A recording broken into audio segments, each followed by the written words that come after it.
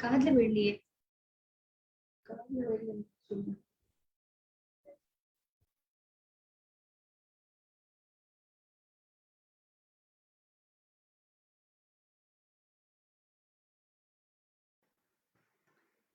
Om Sat Gurubhyo Namaha. I am Aishwarya Harish, the Cultural Coordinator for Nrityodaya, the Academy of Performing Arts, Mumbai. We are happy to have all of you join us today for the 13th session of the Young Researchers Forum, a joint initiative started by Nrityodaya, the Academy of Performing Arts, Mumbai, and the Center for Excellence, Art and Culture, Shasun Jain College for Women, Chennai. It has been our constant and conscious effort to bring each of these sessions as a silver lining to the dark hanging cloud of the pandemic. And it has been a great pleasure for us to have covered a wide variety of topics through this forum, ranging from spirituality, architecture, puppetry, music, literature, and dance. As an ongoing online initiative, we urge all young researchers who are interested in presenting their work to please write into us at the tyrforum@gmail.com so that we can include your presentations too. We begin this 13th session with an auspicious prayer rendered by Ms. Shankari, the music coordinator for Center of Excellence, Art and Culture, Shasun Jain College.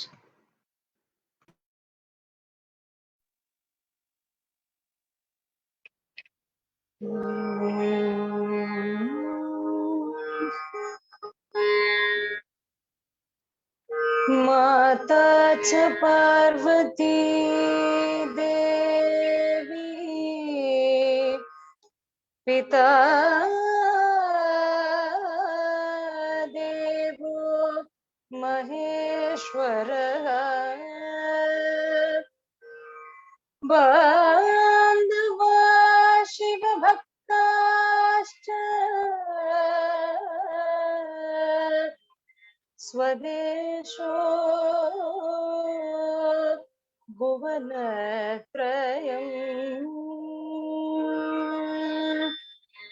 यत्किञ्चिल्लास्य एतेन देवी तुष्यति नित्यशः यत्किञ्चित् ताण्डवम्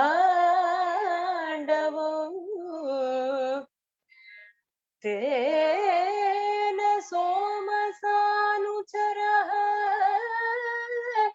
शिवः यत्किञ्चिल्लास्यो एतेन देवी पुष्यति नित्यशः यत्किञ्चित् ताण्डवो तेन सोमसानुचरः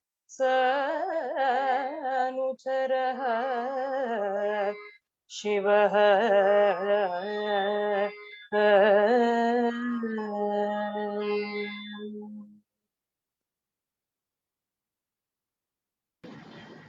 Thank you so much for that soulful rendering. I now invite our director, Dr. Jayashree Rajagopalan, to kindly welcome the audience. Om Sat Gurubhyo Namaha. Om Shri Sai Ram.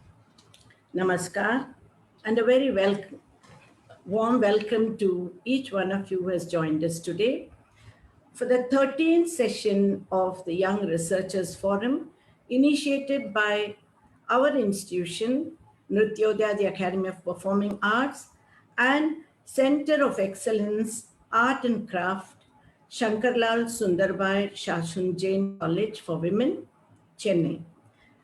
This has been initiated as a platform for young researchers who have passionately worked on some aspect of Indic studies. We are very fortunate to have been blessed by our Guru, Padma Bhushan, Dr. Padma Subramaniam, who flagged off the series with an invigorating inaugural lecture, bringing home to the young researchers the importance of Indology and research related to it. She also mapped out an entire research methodology for them to take in their studies. My humble namaskarams to dear Paduka for being a pillar of support always with us. Our young scholar is Anuradha Vikrant, who will be speaking on Angika Abhinaya as seen in Dr. Padma Subramaniam's works. I congratulate her for choosing to work on the contribution of an artist during her lifetime, as you can authentically validate and codify this study for posterity.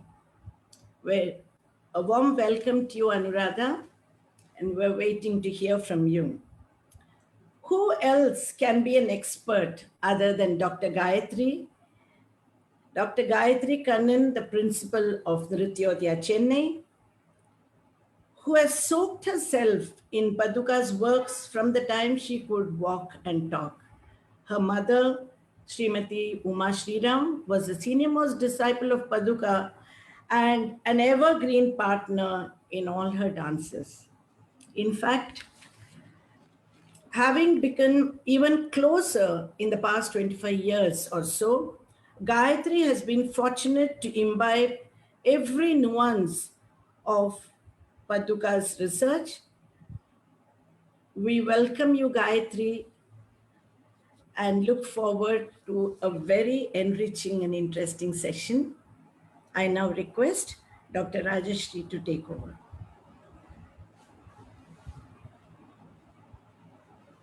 Shri Gurubhyo Namaha, Om Shri Sai Ram.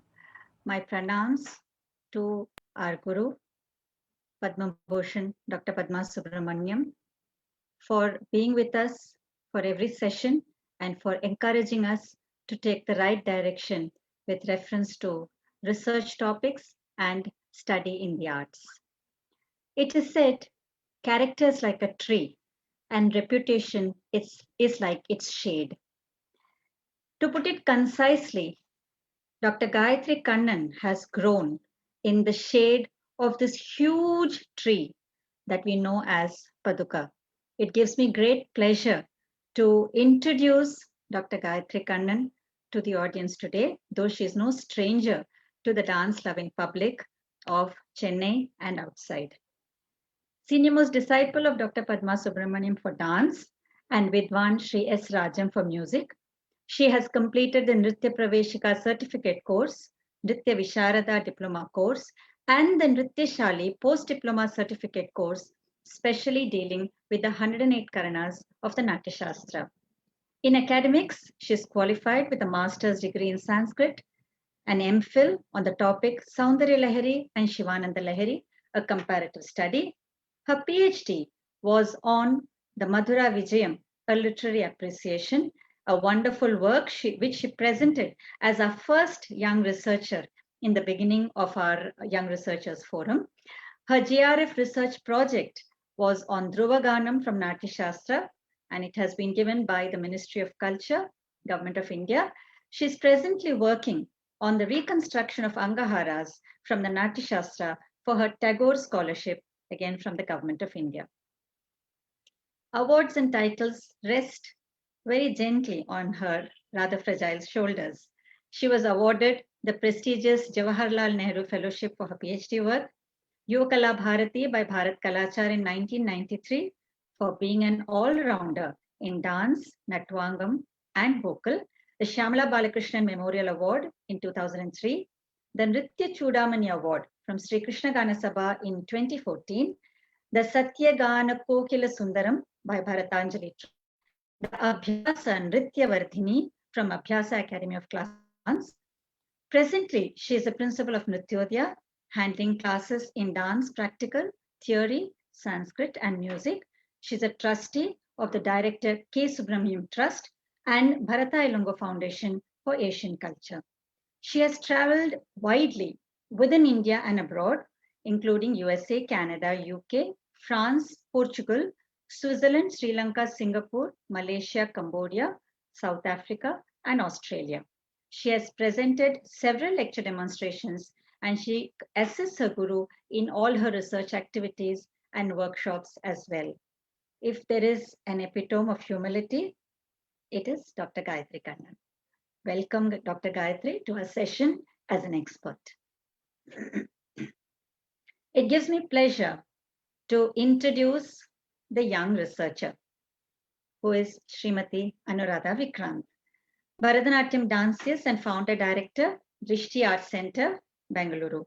An exceptional dancer, inspiring teacher, creative choreographer, and an able organizer who blends tradition with innovation. Her gurus are Guru Srimati Nirupama Rajendra and Guru Srimati Narmada, and currently a disciple of Padma Bhushan Guru Dr. Padma Subramaniam. She has a master's degree in Bharatanatyam from Shastra University, Tanjavur, A-graded artist of Doordarshan, Academic Council member of Karnataka State Dr. Gangubai Hangal Music and Performing Arts University. She is the secretary of the World Dance Alliance Karnataka chapter. Her awards and titles include the Nada Prabhu Kempegowda State Award 2018, the FLO Woman of the Future Award, Federation of Indian Chambers of Commerce, Gaurav Puraskar, Natya Visharade, Kala Arati Ratna, Yuva Kala Shrestha Award from BCKA, the National Vocational Excellence Award in Bharatanatyam, and Vyasa Samman. Drishti Art Foundation was awarded the National Education Excellence Award 2019 as the Best Classical Dance Training Institute by the National Press Council of India and the Newspapers Association of Karnataka. She has given numerous performances on prestigious occasions at major cultural centers in India, USA, Canada, UK, and UAE. She has the distinction of performing Chitra Nritya under the guidance of a guru, Dr. Veena Murthy, drawing the picture of a peacock with her feet, choreographing Janapada Vaibhava with about 1,100 artists for the historic Vishwa Kannada Sammelana, Mahabharata, The Essence of Life, a project supported by the Arts Council England and the Earth Kala School of Dramatic Art. Welcome, Anuradha Vikrant. We are looking forward to a very interesting session, a session that is based on the Angika Abhinaya of our Guru, Dr. Padma Subramaniam. It is actually a kind of a capsulation of a lifetime of work, as something that we cannot put even a full stop to, only commas and other punctuation marks. But we're looking forward to your presentation today. Welcome to both Dr. Gayatri and Srimati Anuradha Vikrant. Thank you. I now request Anuradha to please go ahead with her presentation. Om Sat Gurubhyo Namaha. My pranams to my Guru, Dr. Padma Subramaniam, who's the very reason I'm here today. Pranams to Dr. Jayashree Rajagopalan, and pranams to Dr. Rajashri Vasudevan, and pranams to Dr. Gayatri Kannan, my guide and mentor. With their blessings, the topic that I have chosen today to speak about is Angika Abhinaya as seen in Dr. Padma Subramaniam's works. This paper presented today is an attempt to learn, to understand, and to explain the essence of Angika Abhinaya, communication through the limbs of the body, creating imageries, movements, expressions, and emotions in Dr. Padma Subramaniam's dance presentation, which have created a distinctive, unforgettable experiences, inspiring and influencing generations of dance practitioners, performers, and choreographers to see and perceive dance in its utmost beauty. She's an epitome of Angika Abhinaya. Every limb of her body speaks volumes through its movements. While Adi Bharata Muni wrote the Natya Shastra, Acharya Abhinava Gupta in the 11th century connected the world to this encyclopedic work with a detailed commentary on the Natya Shastra. Dr. Padma Subramaniam reconstructed the Marga Karanas of the Natya Shastra in the later part of the 20th century, redesigned a pedagogy for dance based on the grammar prescribed in Natya Shastra and gifted it to the art world, connecting us to the missing links between various prevalent dance forms, Deshi, and the Natya Shastra Marga. Until Dr. Padma Subramaniam's works, the Karanas were thought to be static postures. Through her extensive study, she has showed us that they were movements and not just static poses. Abhinaya is the art of communication. Bharata Muni in the Natya Shastra mentions Chaturvida Abhinaya, the fourfold Abhinaya which can be expressed through Angika, Vachika, Aharya, and Satvika. Dr. Padma Subramaniam, in her presentation, blends and merges the elements of Angika, Vachika, and Aharya to ensure only Sattva remains for us to experience.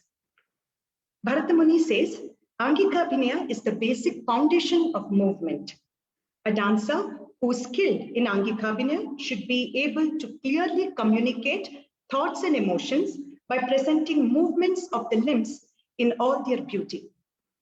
Tandava Lakshana, the fourth chapter of Natya Shastra, gives detailed description of 108 Karanas, which form the vocabulary of the movements of dance. Natya Shastra mentions two ways of performing Angika, Uddhata, energetic, and Sukumara, gentle. Movements of major and minor limbs, Angas and Upangas, are prescribed in the text. The movements include Sthanakas, Charis, Nrittahastas, Rechakas, Karanas, Nrittamatrikas, Angaharas, Mandalas, Pindibandhas. The Karanas were the unit of dance during the Natya Shastra period, like how Adavus are the unit of dance in Bharatanatyam today. Karanas have been described by Bharata Muni as Hastapada Samayogaha Nrityasya Karanam Bhavet. The combination of hands and legs in dance is called Karana.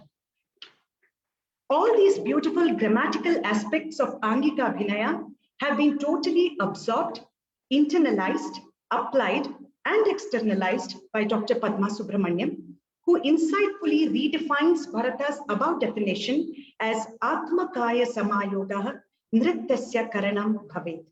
That is, the unison of body and soul leads to Karanas. This sums up the very essence and value of the Marga technique. What artists can learn from her work is how to transform technique into such beauty that to appreciate and enjoy dance, there is little need for technical comprehension, interpretation, and decodification.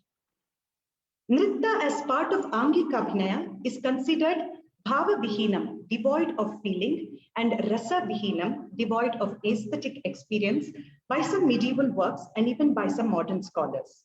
A statement one cannot agree when one watches Dr. Padma Subramaniam's dance. Once there is Abhinaya, it automatically contains Artha, a subject or an idea. Hence, it has Bhava too. Once it has Artha Bhava, it attains the stature of representational art. Quote Dr. Padma Subramaniam.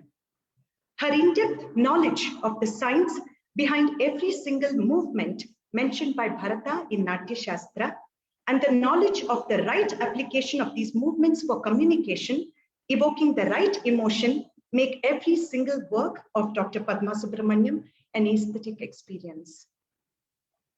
In her dance, you can see the application of Angika in various ways as an effective medium of communication.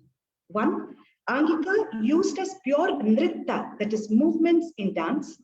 Angika as an expression to show the nature of the world. Angika as an effective medium of portraying emotions.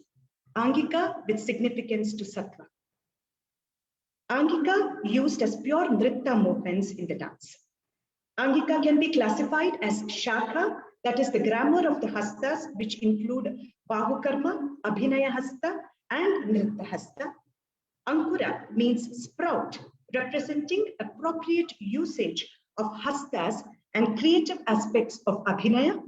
Nritta, the entire dance movement vocabulary that includes Sthanaka, Chari, Nritta Hasta, and Karana. In Dr. Padma's dance, we see Nritta is not just confined to footwork and complicated rhythmic patterns with focus on lines, but in her dance, we can see how all the limbs of the body are applied well and how each limb is important to feel the emotion evoked by the movement. Dr. Padma's Angika is enriched by Karanas. Another beautiful feature of her Angika Abhinaya, which sets her apart, is the usage of the Rechakas. Rechakas are the linking, enhancing, and beautifying components of movements for the purpose of fluidity of movements. She has explored various possibilities of all the pada, feet, hasta, hands, kati, waist, and kanta, neck, the Rechakas, to enhance the appeal of her dance. As she says, Rechakas are like gamakas in music. Without Rechakas, movements will look very mechanical. I would like to show a small clipping of where Paduka has performed the Sukalasyam, which is in Raga Todi. Here you can observe how movements flow as in Gamaka in Veena, which is rendered by Vidwan Kannan Balakrishnan. May I request for clip 1 video, please?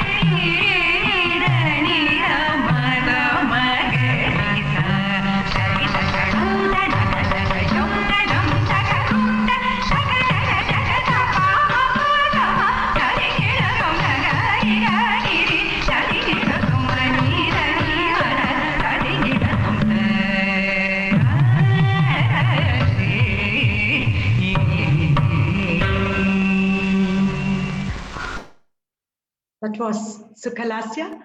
Here we saw the total synchronization of music and movement through Rechakas. We can see how every limb of her body moved to the music.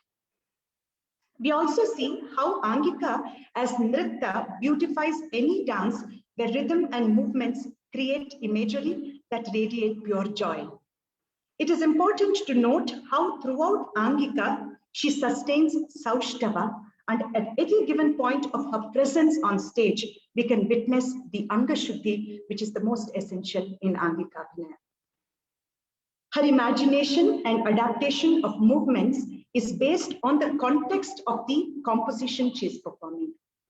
It is based on the solukatus in the jati or the swaras and sangatis of the composition. Her movements flow with the mood of the composition. The application of Uddhata Prayoga and Sukumara Prayoga to show energetic and subtle movements based on the context is the hallmark in her Nritta. It is interesting to observe and understand how she blends Sthiti and Gati, the constant and the continuous in her choreography. While a gamut of feelings are conveyed through Sthana and Mukhaja in the Sthiti, that is the static posture, the dynamic movements, Gati, are used to show the depth of the characters. Can I request for clip 2? Here, these aspects can be observed in this clip where Dr. Padma Subramaniam performs an Angahara. Angahara is a pure Nritta, a combination of specified Karanas. They are the forerunners of the present day Jati and the Tirmanam of Bharatanatyam. The solukatus used here are taken from the Natya Shastra itself. We can observe how even the solukatu has so much sattva in it and how she performs accordingly. Can I request for clip 2?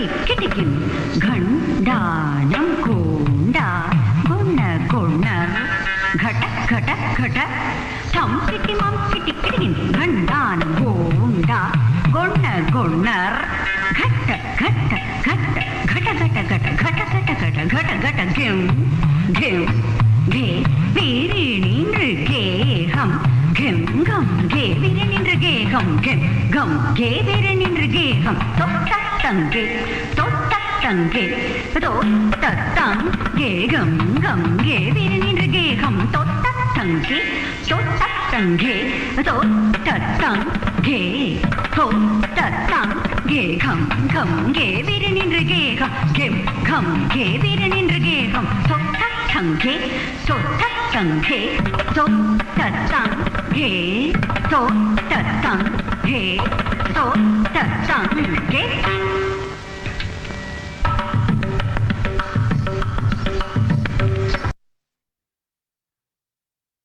That was the Sthirahasta Angahara. We move on to the next segment, Angika as an expression to show the nature of the world. Bharadamuni mentions 3 pramanas, that is means that lead us to the knowledge. Veda, that is the Natya Shastra, Natya Veda, which is the main source of knowledge. Loka, observation of the world, and Adhyatma, experiences of the self. Dr. Padma Subramaniam is able to communicate every nuance of a feeling effectively because she observes the world, Loka, very keenly and makes the character her own self to Adhyatma. She aptly adapts Nritta Karanas to represent the nature of the world or uses them just as pure Nritta. There are many Karanas imitating nature where Bharata himself brings Karanas like Mayura Lalitam, graceful gait of a peacock, Harinaplita, leap of a deer, Simha Kreditam or Simha Karshitam, playful hunting of the prey by a lion, Sarpitam and Naga Sarpitam, the gait of a serpent, and so on. For depicting many animals and birds, it is interesting to see how Karanas are used to convey emotions as well. For example, Anchita Karana for Adbhuta Rasa, Unmattam for the Veera Rasa, and so on. It is important to observe how Karanas are used by Dr. Padma Subramaniam, where the nature of the objective world is absorbed by her and then delineated in a personalized, exalted manner through Abhinaya, impacting the audience both aesthetically and emotionally. One of the choreographic marvels of Dr. Padma Subramaniam is Jatayu Moksha. Jatayu Moksha is an Ekaharya, a solo performance choreographed by Dr. Padma. This is a creative amalgam of Angika and Satvika. It has been set to a Western classical music composition, a symphonic poem of Tchaikovsky, Romeo and Juliet, Overture Fantasy, where she narrates one of the most touching episodes from the Ramayana. A small clip from the performance. Please observe here how effectively Angika is used to show the difference in the movements of the demon king Ravana and Sita. Clip 3, please.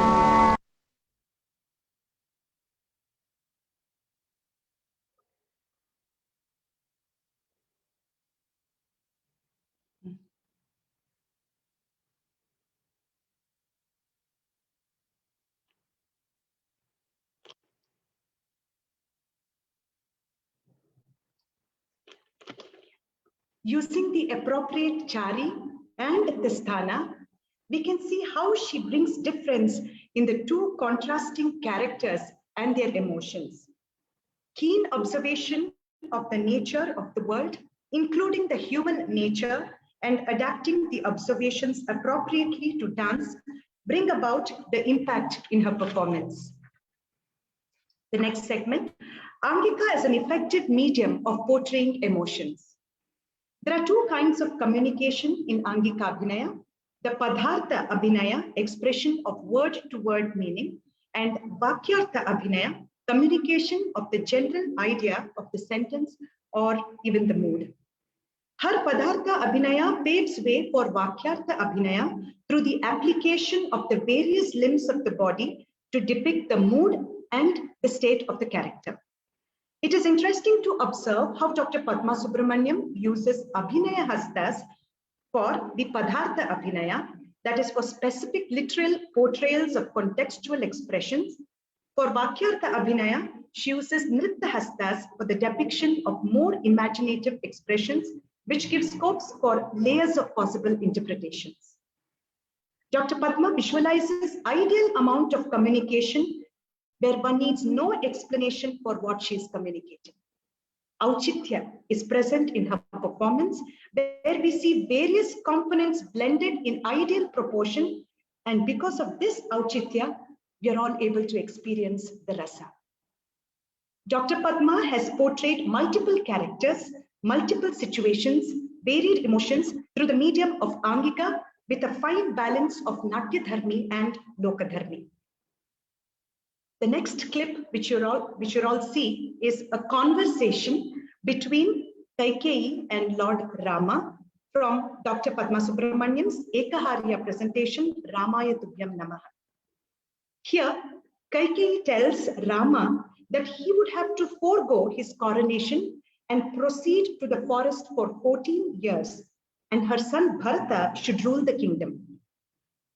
Please observe the body language of Kaikeyi towards the end of the clip in the line Dandakaranya Ashritaha, where she asks Rama to leave to the forest. The first two times she tells him she appears very cruel and arrogant in her body language. But the third time, when she says the same thing, the change in her Angika conveys us how deep within she knows she is wrong and feels guilty in asking Rama to go to the forest. The next clip, please.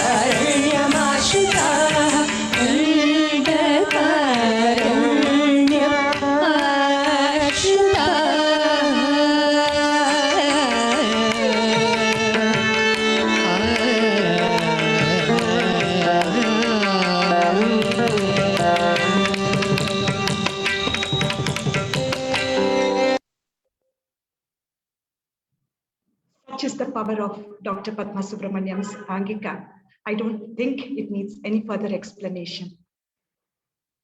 Moving on to the next segment, Angika with significance to Sattva. Devoid of Sattva, any Abhinaya is incomplete.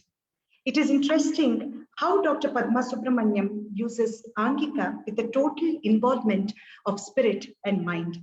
Sattva is the Adhara in her performance. In Ekaharya, where all the characters are played by a single dancer in a generalized costume, the challenge is to swiftly transform from one character to another. For this, it is important to assess the quality, action, and emotion can best depict the character either through a movement or a stance or the Sattvika Bhava. Mukhaja Upanga is an important part of Angika Abhinaya and Sattvika Abhinaya. Intuitively, Dr. Padma Subramaniam gets into different character in a split second, changing the character with just a movement of her eyes or her eyebrows. The role played by every single part of her face enhances the Sattvika Abhinaya in different contexts. Clip 5. You can see this in the next clip, which is a Ekaharya presentation, Bhagavad Gita. This is from scene 3, Prakriti and Bhakti Yoga. Here, when Arjuna asks Shri Krishna, what induces one into sinful actions? Shri Krishna says about Rajoguna, Tamoguna, and Sattvaguna, the three constituent qualities of nature. Tamoguna is caused by ignorance. Lethargy, inaction, and sleep are the effects caused by Tamoguna. We can see how in a jati, the significance of this quality is brought out by Dr. Padma Subramaniam. Can we have clip 5, please? आलस्य निद्राभिस्तन्निबध्नाति Bharat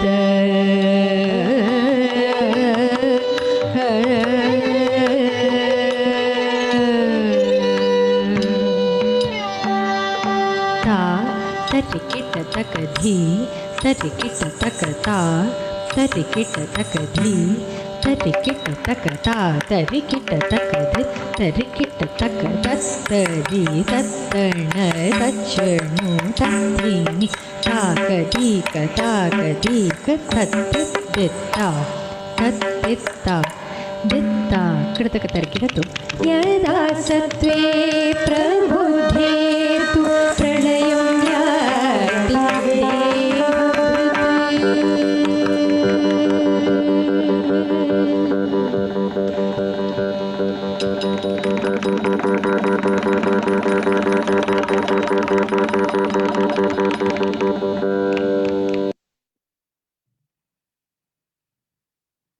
The strength of dance lies in detailing of emotions. Here we saw how Angika merges with the bhava in establishing the sthai, effectively bringing out the nature of a person. While her dance evokes ananda, absolute joy, it is accompanied with so many values. Sattva is the ruling factor in her dance. The intensity of Sattvika Abhinaya is the most important factor which makes Dr. Padma Subramaniam's performance so impactful. While we can delineate the nuances of Angika, Vachika and Aharya, what remains with us is the Sattva in her performance. While Bharatamuni mentions Natya for a dance production, Dr. Padma explores the highest possibility of Nritya and Natya, making her dance complete. Angika is a powerful medium of expression in Dr. Padma's dance. Her Angika is therefore Bhavashraya and Rasashraya, filled with feelings and aesthetic experience. The last clip is yet another clip from Jatayu Moksha, where Ravana clips Jatayu's wings.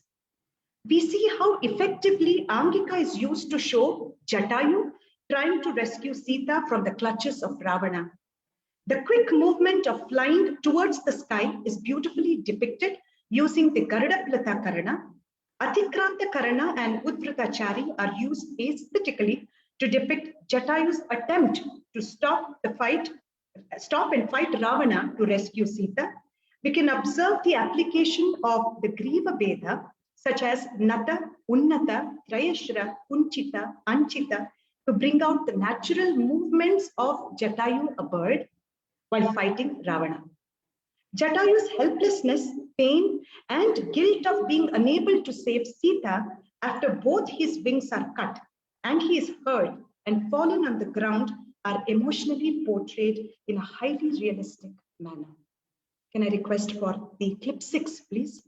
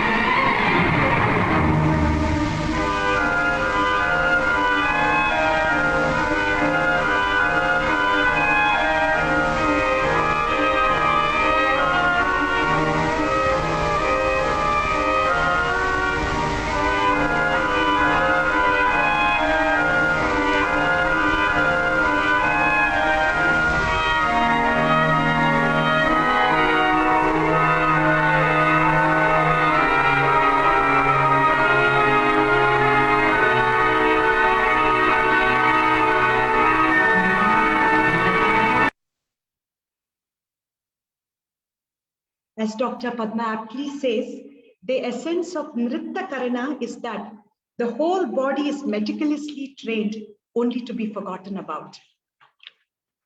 The beauty here is the impact of Angika choreographed for just a Western instrumental music which had no lyrics, which had no sahitya, but still communicating a range of emotions, proving that Angika Vinaya is Bhavashraya and Rasashraya. With this, I would like to conclude saying Dr. Padma Subramaniam's art, her scholarship, her body of work can transform sensitive artists in their professional and their personal lives, giving us an experience of Ananda. No delineation and no explanation can do justice to Paduka's dance and her body of work.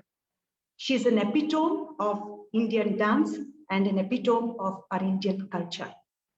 This paper is an humble attempt at a process of learning and sharing, and I seek her pardon for any errors from my end. My gratitude to Dr.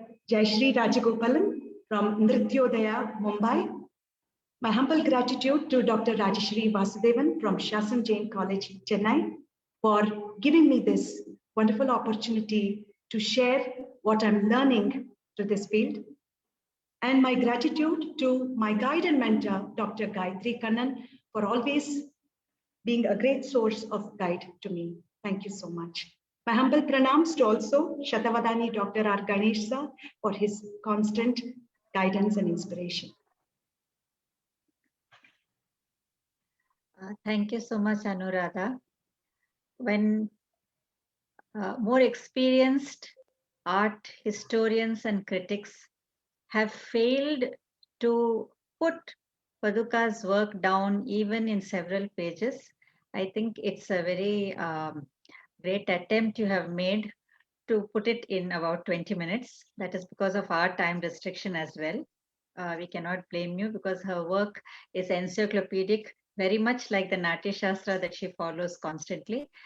So to give us more illuminating inputs, I request Dr. Gayatri Kannan to please come forward. Thank you. Sadgurubhyo Namaha. My namaskarams to Paduka, Dr. Padma Subramaniam. We fondly call her Paduka. My pranams to Dr. Jayashree Rajagopalan, Jayashree Akka. She's more a mother to me. My heartfelt thanks to Dr. Rajshri Vasudevan. Both Jayashree Akka and Dr. Rajshri have called me here as an expert. I think the main qualification that I have in being here and talking about Paduka's work is that I've been with her for 45 years. That's the only qualification. It's a very difficult topic in the sense you can't present it in a concise way because her work is so voluminous and so varied that we can't actually speak about it in 20 minutes. And I think Srimati Anuradha did a wonderful job in this. It was a very beautiful presentation. And very precisely, she classified it into different aspects and explained it very beautifully with apt clippings. Because without video clippings, I don't think this can be explained. It's more a practical presentation. So congratulations to Srimati Anuradha for this wonderful presentation. As students of Paduka, we are all very happy. We are all very proud that somebody has taken up this work and presented it so beautifully. As she said, I think the takeaway from this presentation is that though it is Angika Abhinaya, as she said, which has been considered as Bhava Vihinam and Rasa Vihinam, with Paduka's work, Sattva is the underlying current throughout. Whether it is Angika, Vachika, Aharya, Sattva is the main thing. Otherwise, as she says, it's like a doll dancing. It's like a machine performing. So that's Paduka's own words. So Sattva is the underlying current in all her performances, including music. In the video clippings that we saw, we could see how music enhances the entire Angika Abhinaya. The Sattvika Abhinaya also is taken to a different level because of her music. And I think that's because the music and dance comes from within her. It's not like how it is nowadays. There is a musician who composes the music. There is somebody else who gives the lyrics, and you have somebody choreographing and somebody else dances. It's not that way. It's one person from whom everything arises. I think that is a very, very, that's the success of any of her performances, any of her productions. I've been very fortunate to be with her from the age of 5. As Jayashree Akka said, I've grown listening to her music, watching her perform. So when I was a little older, I could actually understand the process through which she composes, she choreographs. But to tell you the truth, there is no process. When she looks at the lyrics, the music automatically comes. When she has the music composed, the dance is automatically done. The choreography is already done. This is not an exaggeration. I've seen this happen, so I'm saying it so confidently. The first thing is when she looks at the lyric. This is not just for, when we talk about lyrics, it would go into Sattvika Abhinaya. Even when she composes a jati, the shoulder cutters that she selects for those jatis are very, very apt for the adavas or the karanas that she's going to perform. For for a very gentle movement, she'll never use solukattas which are very hard to hear, which are very, how do you say, which are very ghat. She never uses such solukat. It's always gentle when she has to do a gentle movement. So even when she composes a jati, when she choreographs a jati,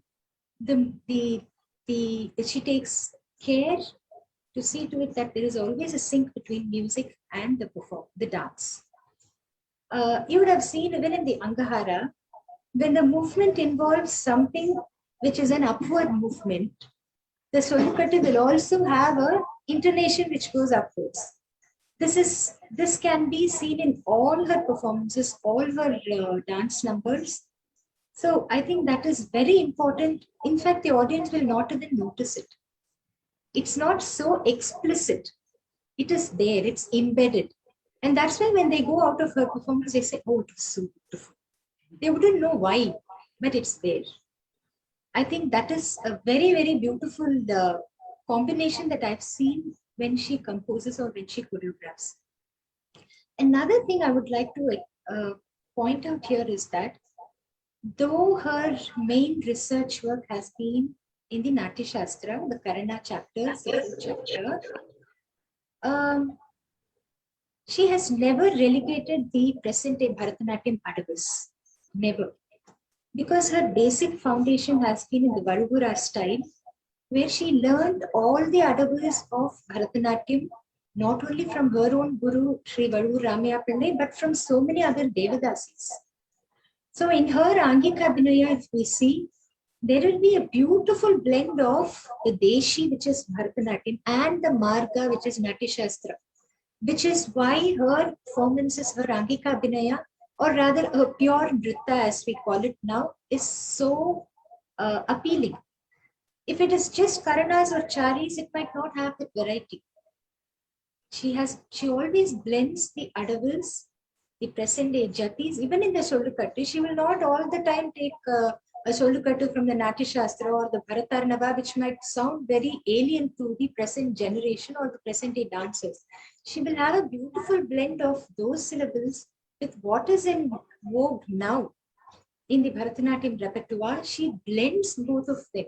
So it's not as though just because she has done research in the Natya Shastra, she has completely avoided the present day Deshi form. Never.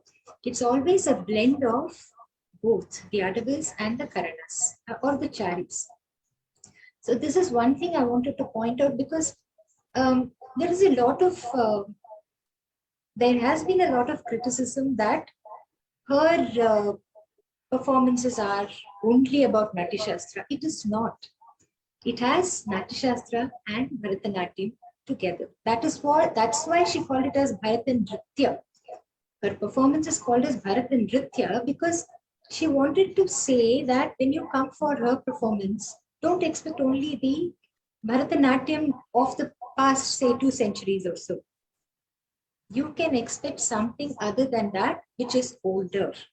That's why she changed her style as, she renamed her style as Bharatanatyam, which is a blend of Marga and Deshi.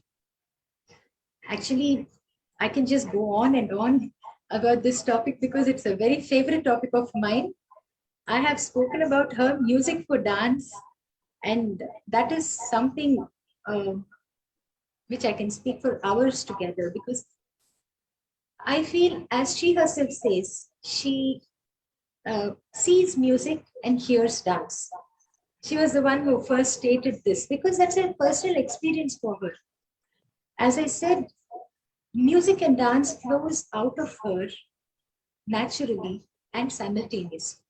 And one more thing I would like to point out is that when she does anything, whether it is pure Nritta or it is Abhinaya, she first internalizes whatever is she has selected. She internalizes it, makes it her own, and then she externalizes the whole thing. That is why people are able to understand what is being performed. And people are able to enjoy even her Nritta, even her Angika Abhinaya. Because I've seen so many in the present generation So many of them saying, oh, Varnam, it is such a bore. Oh, Jatiswaram, it's a bore. Because they don't understand the language of dance. But I don't think they will ever say that in her performance. Because even in her Angika Abhinaya, it will be full of sattva. Even when she does in Alaripur, there will be so much of bhava in the face. A movement will be enhanced by an eyebrow movement or a movement of the eye. So which enhances the nritta also. So as Srimati Anuradha said, sattva is the base. Sattva is the foundation for even her Angika. And this is what even Bharata said. Otherwise, why would he include nritta as part of Angika Abhinaya? Abhinaya means communication. If it is not representational, then why should he include it under Abhinaya? Abhinaya is communication, so nritta can communicate something.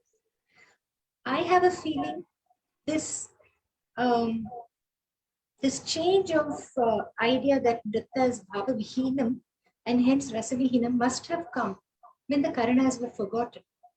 The present day adavas, when we perform, we don't communicate any idea or any concept through the adavas.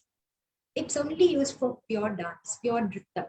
But in Bharata's period, the same nritta, which is made up of Karanas or the charis, you see how it expresses so much. Just with the movement of the body with the chari, so much was expressed when she performed the Ravana's character or when she performed Sita's character. Just in the change, with the change of the sthana, so much has been communicated. So Bharata's Natya Shastra definitely is for nritta being bhavashraya and rasashraya. And that is what I think we see in Paduka's performances. And I'm so glad and I'm so happy that Jayashri Akka and Dr. Rajshri called me to speak about this, because as I said, it's one of my favorite subjects, that is to talk about Paduka's work. And thank you, Akka, so much for calling me, inviting me to be part of this. Thank you. Thank you so much, Dr. Gayatri. I know the difficulty you also face in trying to summarize a lifetime's work of your guru and our guru. But of course, these are sessions that we do to kindle the interest of people and set them on the path of thinking. There are a few questions which have come in, so if I can go on to that. Some of them are, I think, fairly basic, which have come from students, but Anuradha can try answering them. One question is there any reason why now Abhinaya means only facial expression? Isn't it a misnomer? I hope you could hear me, Anuradha. Yes, you can answer that and then I'll read the others. Yeah. So I think generally once you hear the term Abhinaya, you relate it with the facial expression. I think it is the general tendency now amongst many dancers. But one thing we have to understand that there are 4 folds of Abhinaya, as Bharatamuni mentions: Angika, Vachika, Aharya, and Satvika. So including Aharya, which is a part of communication, all these things form an effective medium of communication, and Abhinaya is not just restricted to face. Unless you use your body in our classical dance, unless you use your body as a medium, unless you use your face as a medium, and also aesthetically be presentable on stage, you cannot be just doing a movement or express anything with the face. So all these 4 have to complement each other to be able to communicate, which is Abhinaya. I hope I have answered that. Okay. There is a person who says she's a lay person, and she says, can you please give a simple definition of an adavu? Adavu is a unit of movement. Any movement.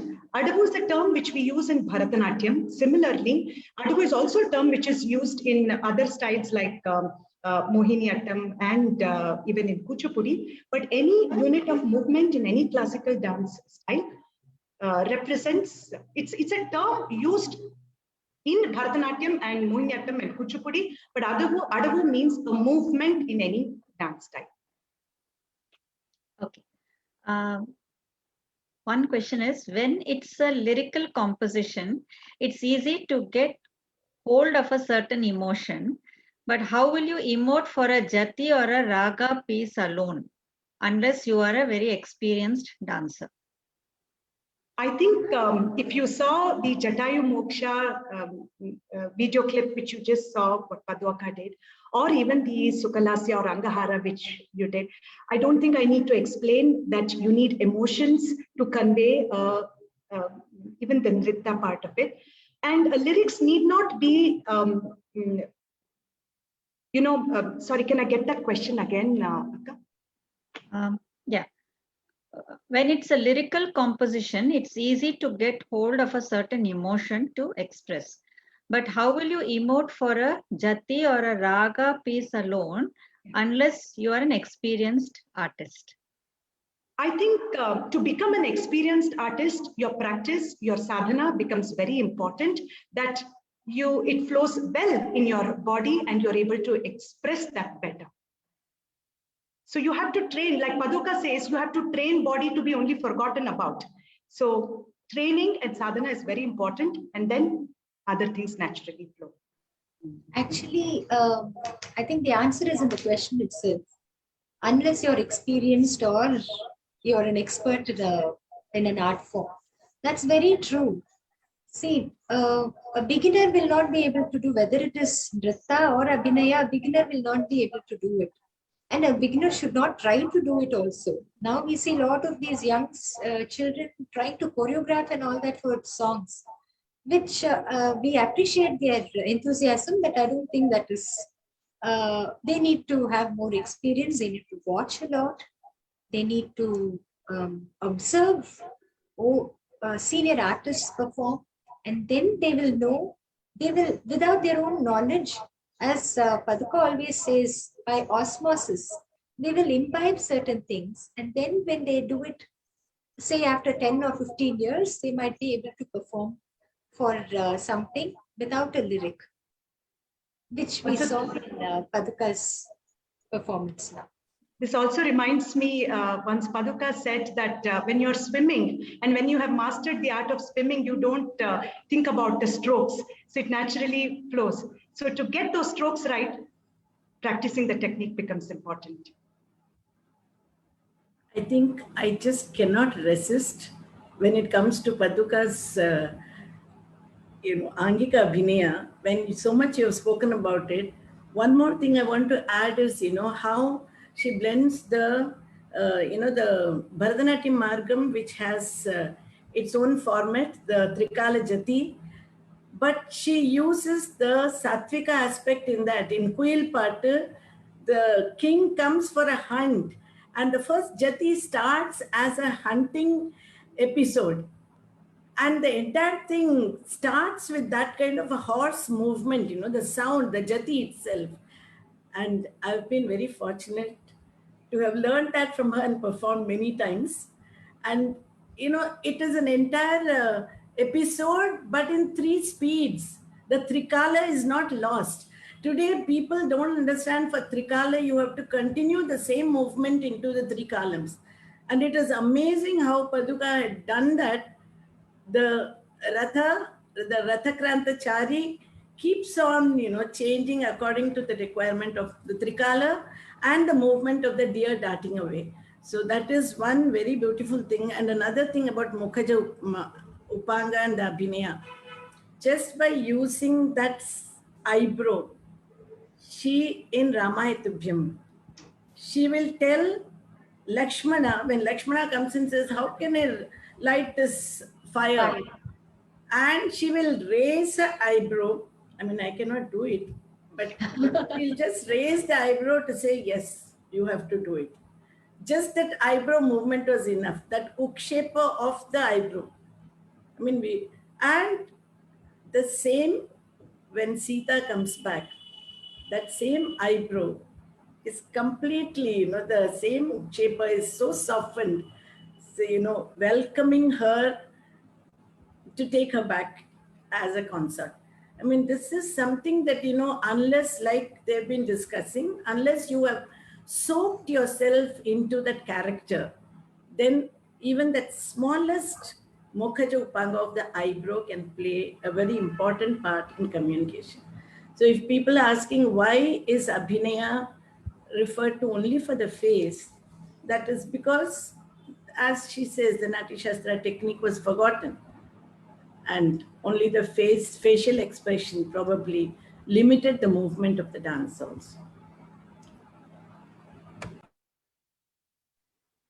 There is, I think, a very genuine query, and that is, Dr. Padma is good at both music and dance. So she's able to choreograph new items constantly.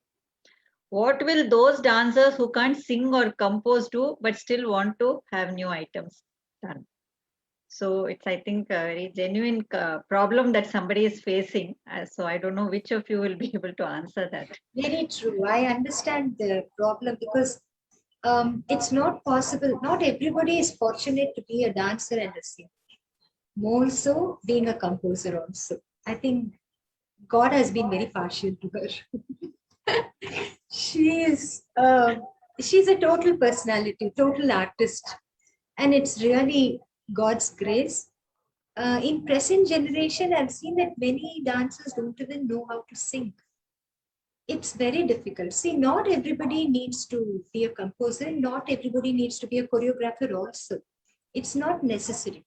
But a basic knowledge of music is very, very important for every dancer. Because I sing, I know how much it helps me when I dance.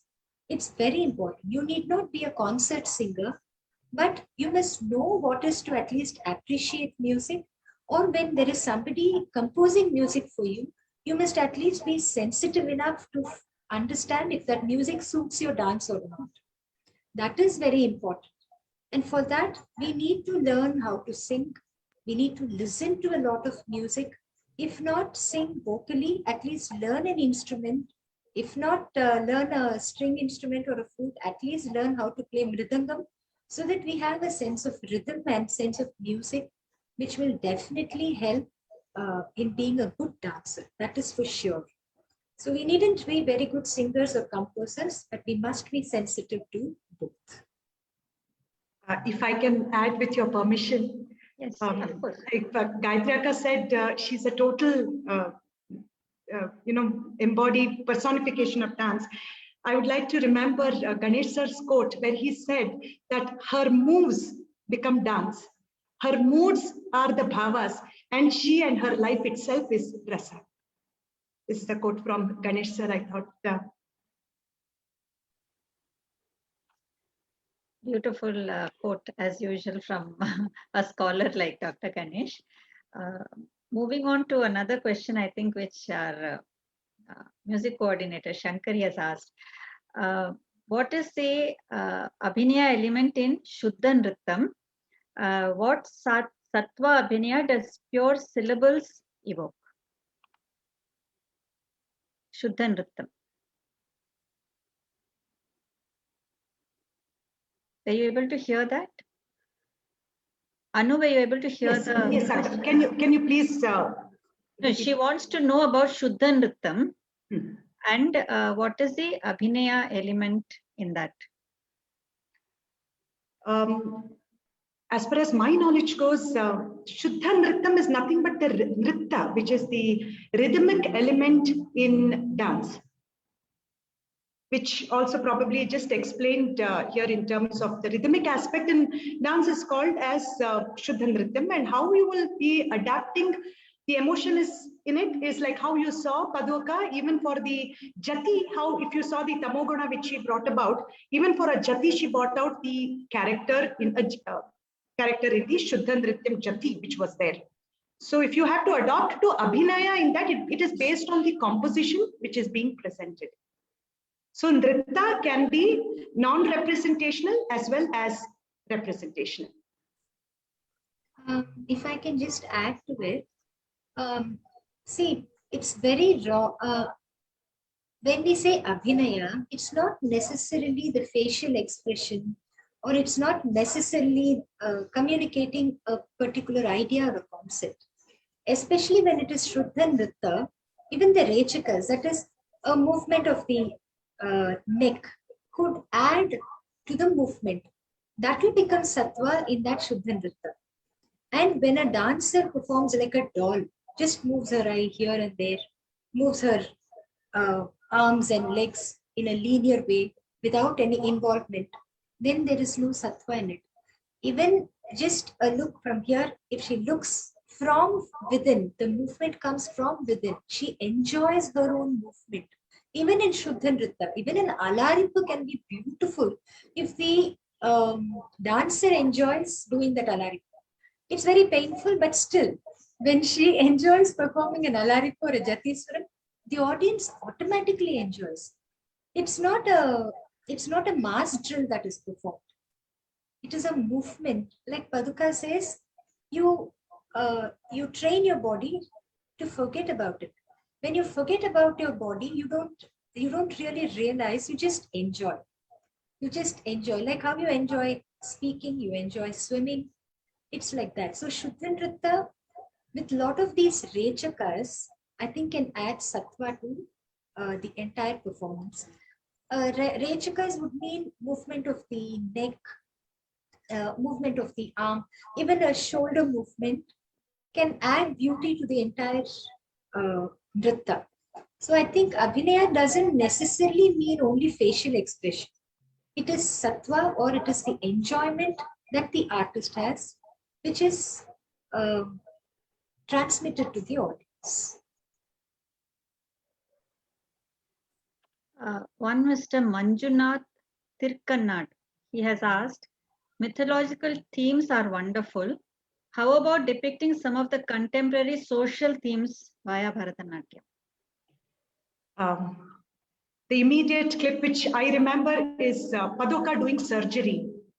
So probably if we can share that video clip, unfortunately I don't have it in my laptop.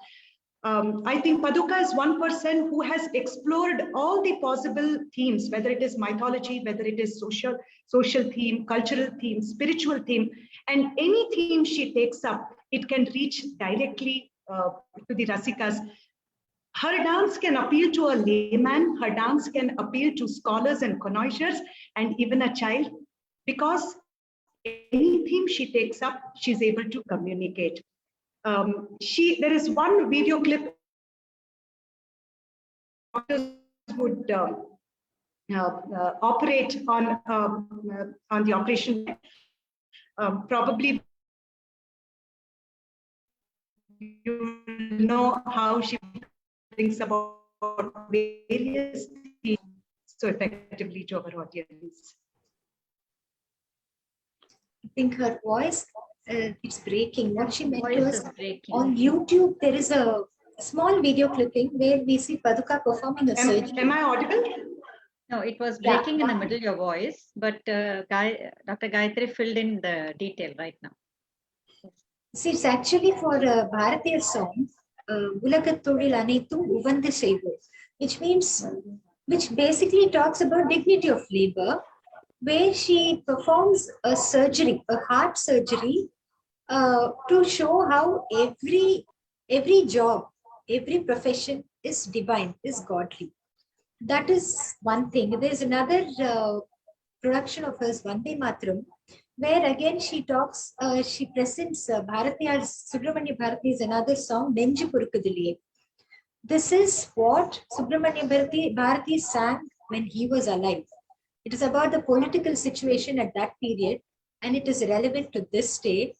Of course, she adapts it according to what happens now. She'll show to politicians and how they fight with each other, throwing stones at each other, and they'll have one placard saying fast unto death, and behind the placard they'll be eating. So it's like presenting the present day situation, the political situation, the social situation, where people are like, they don't really bother about integrity. They just move around, go behind different leaders without knowing what they do. This is relevant to this day. And we literally throw, of course, not real stones, but paper stones and bottles and all that. This is a contemporary theme. So it's not that we cannot perform, but even that, it has to be performed aesthetically. I think in this context, I would also like to mention how when we went to Mauritius, Paduka portrayed the condition of the sugarcane planters who were taken from here as slaves and their condition. In fact, when we performed, there were people in the audience who were in tears because that was the representation of their forefathers. So, she has always been contemporary as well as taking us back. And that was why she wanted us to have this forum where youngsters will keep moving back. As she always says, even the bowler takes a few steps backwards to run forward and throw. I mean, we've learned so many things from her. There is one question regarding competitions. When competitions today have separate criteria for Abhinaya, does it mean that one has to necessarily perform a story, or does the Abhinaya or involvement in the Nritta also hold good here? Competitions today, what do I say? They will expect a dancer to do Nritta and Abhinaya in 2 minutes and be a part of a competition. And how does one even showcase or get involved? The moment you come on stage, you are requested to get off the stage, and that is the criteria for a competition. But however, if a time limit is given to a dancer to project, I think if you are all very keen to go for a competition, the right blend, to choose a right composition makes a difference, which has a blend of Nritta and Abhinaya. And Abhinaya also, which is appropriate for your age, appropriate for the environment that you are going to perform. So I think there's no shortcut, and I would indulge, or I would request our young dancers not to get into showcasing Abhinaya or Nritta in 1 or 2 minutes. It's an art which has to be respectfully presented. But even if you have 10 minutes to go on stage, make sure you are reaching to the audience with the right amount of your Angika and Vachika, and every element of Abhinaya is taken care of. I think I would agree with Anu there, because as a youngster, I have been to quite a few competitions myself, and I remember Paduka's advice there that it has to be the optimum blend of Nritta and what we call now as Abhinaya as facial expression, so that there is no moment or no aspect that the judges can cut marks. It's just there. Everything, what can be done in that given period of time, everything has been presented. She used to keep telling, even when I used to go for intercollegiate competitions trained by Dr. Jayashree, when I went for Madurai Kamaraj University, that's what she said. And one more aspect is, she said, when you go there, you're not performing for the prize. You're performing for what you have put in as effort for that given competition. That's it. And I think that aspect of Karma Yoga is constantly given to us as advice by her. Do your best and leave the rest to God. There is one question by Ramya Bhatt, and she says, what is the most important quality and Abhinaya that an artist of today must possess? Quality of Abhinaya, I think Abhinaya is very difficult to portray. It will not just come on stage. I mean, it will not come to you just being on stage or without being practiced. It needs a tremendous amount of involvement and practice to make it look easy or to be involved on stage. And no shortcut to practice. Every time you practice Abhinaya, you need to internalize. Nowadays, people think that, oh, I have performed this composition in this sabha, so let me try something something new in the next sabha.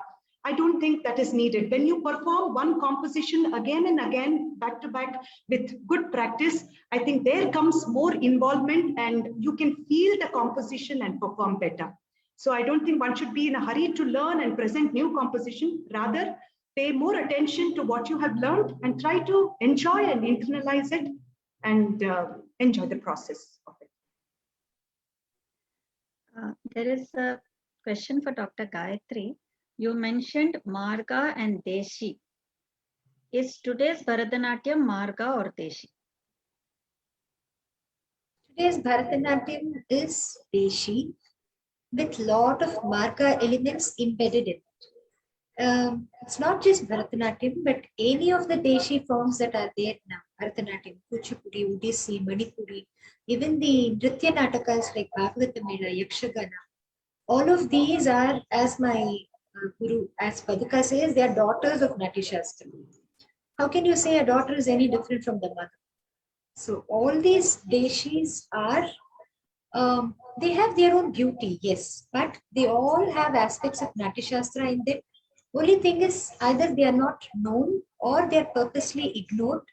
But the truth is, can never be hidden. The truth is that they all have elements of Natya Shastra in them.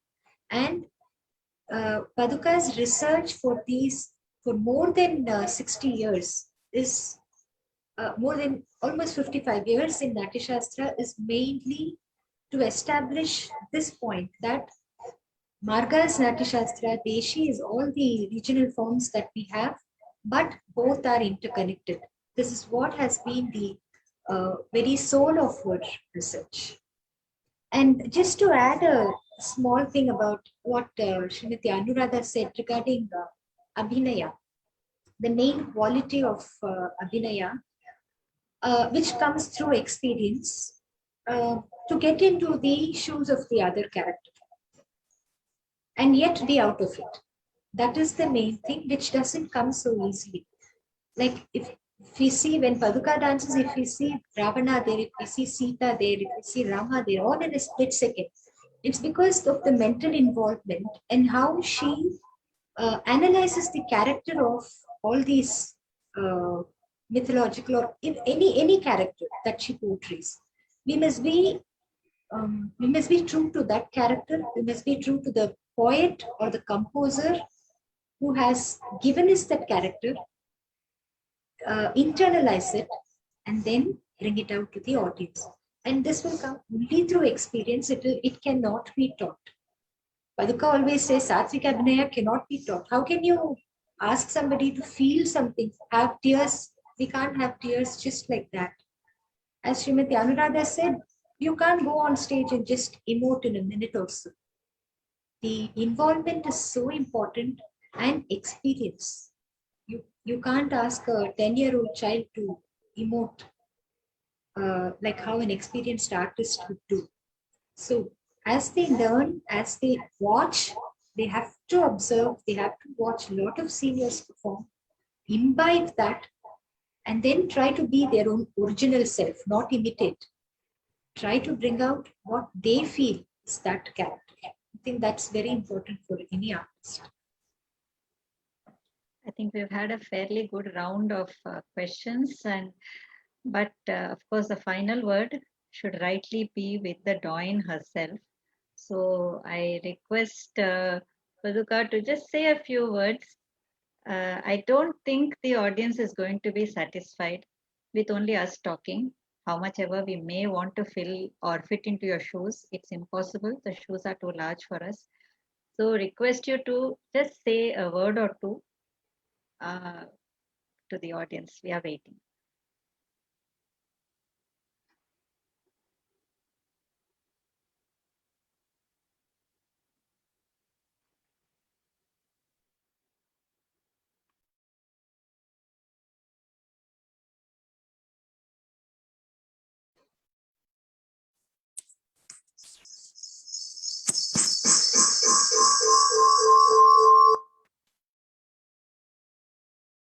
Gurubhyo Namaha.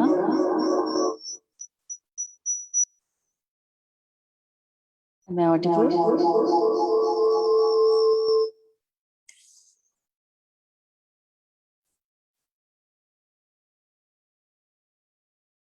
Is it okay now? You hear me? Yes, we can hear you, Paduka. Okay. I came only to listen. I wanted to enjoy this program. And I want to just congratulate Jayashree and Rajshri for continuing this project, bringing in new thought to make the youngsters come and add to the thinking process without loss of traditional values. I came honestly only to enjoy. And I came like a third person. I was sitting and listening like something is being spoken about some artist. I never even for a second thought it is all about me. Believe me. I thought Anuradha, Jayashree, Gayatri, they were all talking about the choreography of somebody called Padma Subramaniam. I never took it as all that is regarding me or my work. I could enjoy it because I disassociated myself. This is very important. All your eulogy, I don't take it seriously. Anyway, thank you so much for all your love, your appreciation. I know you will all continue the work that I had been doing for more than half a century. I know my work is very well preserved and will be properly used by the coming generations. It's not my work. After all, it is Bharata's work. I always say that I'm like a Pauranika, I'm not Valmiki. The Pauranika only gives to the audience what Valmiki wrote. So I'm not the author of Ramayana. I'm not the author of Mahabharata. I'm not the author of Natyashastra, but I'm a bridge. I'm a bridge in history. I'm a bridge between the dim past, the near past, the present, and maybe the near future also. But anyway, thank you for all that you have done. Anu, your presentation was very good. You brought to light some good work of somebody. And I enjoyed it. I myself didn't realize that I had done something like that. It all came very naturally to me. And I never thought that I was doing something very different, something special. That thought never disturbed me. That thought was never there. I found treasure, I used it, and I shared it. This is what has happened in my life. So when you talk about my Angika Abhinaya, my Satvika, I am looking aghast at all of you. Did I do all this? I don't know. Everything came to me naturally. When I say naturally, I mean a divine blessing. Nothing in the world is possible without Guru's blessing. And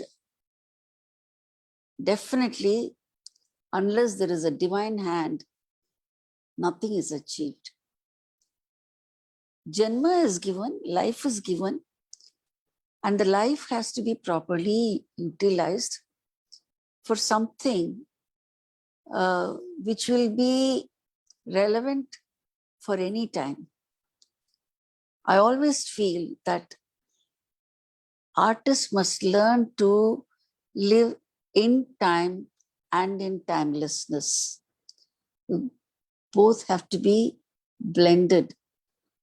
And this is possible only if there is Guru's blessing, which I know I have abundance in abundance from my childhood. And definitely grace of Kriya Shakti.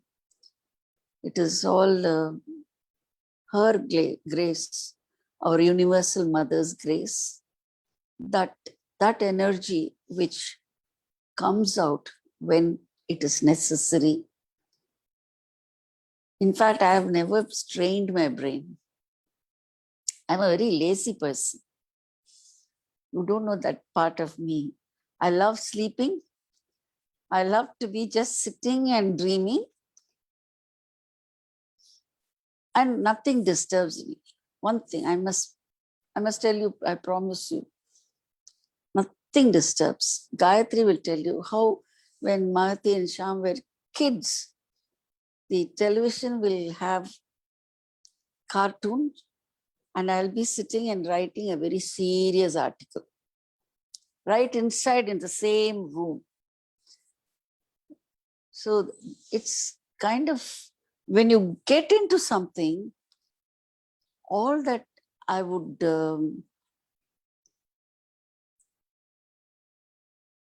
if not for anything else, at least I've reached an age when I can give a piece of advice to the coming generation if they care to listen, if they care to take it. What is important is dedication. Nothing comes easily. If you have a goal in life, just walk towards that. I remember Mahapariva's one vakyam.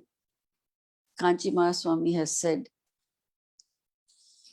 you just walk towards the goal like, when you walk towards the sun, your shadow is behind you, following you. And the shadow is like recognition, awards, all the money that comes. Everything is like the shadow, and the shadow follows the person. Once you start following the shadow runs away from you. This is one thing I had learned from Mahapariva's lecture. So I had never been, no hanker after any kind of recognition, but God has been very kind to me. Recognition knocked at my door. I never tried for it. But that alone is not life. You must have an Atma Tripti, your soul satisfaction, because there are two eyes inside you. That those eyes are constantly looking at you. They will not tell you a lie. They are constantly looking, and if you go wrong somewhere, they will tell you. That is your conscience. So whatever we do, we have to do to our conscience satisfaction. That is where the victory of life lies. My best wishes to Anu. Of course, Gayatri, she's having it every day, every morning and night. Dear Jayashri, Rajshri, her daughter, and all the associates, you're doing a great work. Continue, bring new thoughts, new way of looking at heritage. We have to do that. Take it to the modern generation. Make them understand the value of heritage, but put it across in such a way that they understand that our Shastras are the most scientific in the world. Today I was reading some parts of Kanchi Mahaswami's Devathan Kural for Shyam and Mahati. This is what he was talking about. How scientific our Vedas are. How scientific the concept of sound is. So it is just not dance, my dear friends. Go deeper. Go deeper into the philosophy that comes out of it. As Gayatri pointed out, it is just not dance that makes the person called Padma Subramaniam. It is a totality of way you look at life. And for this, get attached to some spiritual guru.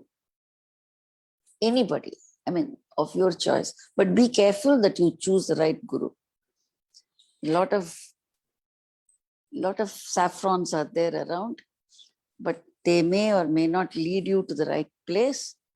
But if you have a guru's guidance, that will take you to the right place.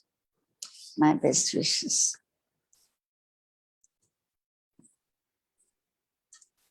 Thank you so much, Paduka, for always being an inspiration for us, for guiding us through all these long winding roads that we find in our lives. So we really cannot thank you enough. It would sound very cliched if we use any other term. And in your humility, you said you are but a bridge, but even Rama needed that setu to go find Sita. So you are that bridge for us, the setu for us to link our past with our future and make our present meaningful. So thank you so much, Paduka, for being there for us. And coming to the culmination of this session, I want to thank Anuradha for her very crisp and meaningful presentation, and to Dr. Gayatri for giving those inputs which added value to Anuradha's presentation and also were able to fill in the gaps in the questions that were being asked by the public. So our thanks to both of you. As for the people who are behind this, I take this opportunity to thank on behalf of Center of Excellence Art and Culture, our secretary, Shri Abhay Shishimal Jain ji, who is a great admirer of Paduka. And if he knows that she is part of any of our events, he gives his full-fledged cooperation for that. So I really wish to thank him and our principal, Dr. S. Padmavati.